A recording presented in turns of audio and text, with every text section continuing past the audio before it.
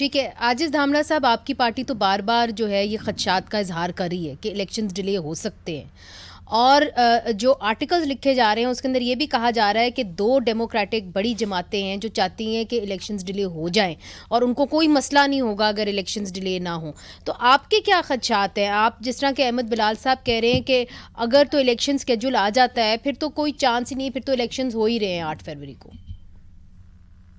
जी बिल्कुल, peoples party के खदशात अपनी जगह पे मौजूद हैं।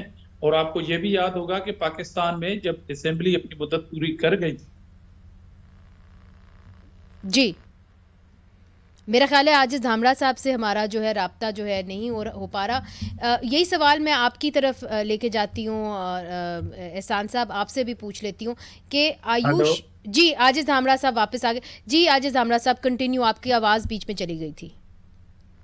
जी, मैंने कहा कि ये खदशात पॉलिटिकल पार्टीज को होने चाहिए जब तक शेड्यूल नहीं आएगा, क्योंकि आईनी तौर पर जो मुद्दत थी इंतखाबात कराने की वो गुजर गई, क्योंकि डिलिमिटेशन की बात कर रही थी इलेक्शन कमीशन। मगर सुप्रीम कोर्ट के बीच में आने के बाद हमें डेट तो मिली है, मगर शेड्यूल नहीं आया, तो हमें उस शेड्यूल का इंतजार है। और जाहिर है एक ही पार्टी थी, पीपल्स पार्टी, जो बार बार इलेक्शन मांग रही थी इलेक्शन कमीशन ऑफ पाकिस्तान से।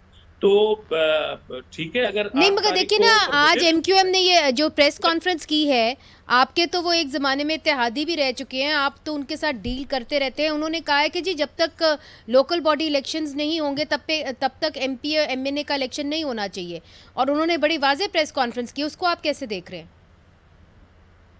देखें, एमक्यूएम जो है वो उसका जो ट्रैक रिकॉर्ड रहा है वो सिर्फ हमारी इत्तेहादी नहीं है, वो हर हुकूमत की इत्तेहादी होती है। ठीक है। जो भी हुकूमत पार्टी हुकूमत में होती है वो उनके इत्तेहादी होते हैं। आप जरा चेक कीजिएगा, क्योंकि हर हुकूमत में एमक्यूएम इत्तेहादी हो, ये मुमकिन नहीं है कि किसी भी हुक्मरान जमात में एमक्यूएम इत्तेहादी ना हो। नहीं मगर अब उनकी मिसाल के इस तौर तरह पर स्टेटमेंट दे देना, अफवाहें गर्म है, इस अब माहौल में ये स्टेटमेंट दे देना, आप उसको कितना वेट देते हैं?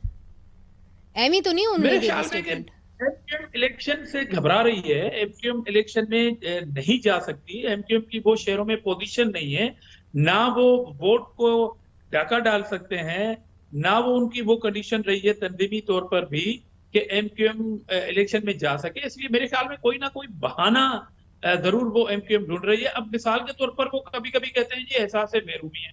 एमक्यूएम ये भी लिसानियत की सियासत को एक बार फिर परवान चढ़ा रही है। भाई, ठीक। सिंध में गवर्नर किस पार्टी का है?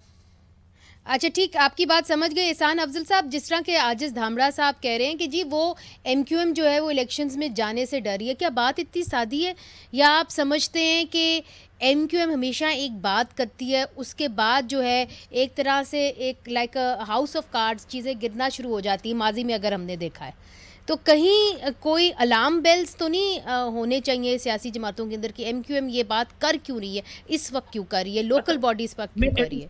जी जी मैं आजिज़ हम। थोड़ा सा इसमें इजाफा कर जी मैं जी। थोड़ा सा इस बात करूँ। एमपीएम ने आज मुतालबा किया है, ये मुतालबा ठीक भी है।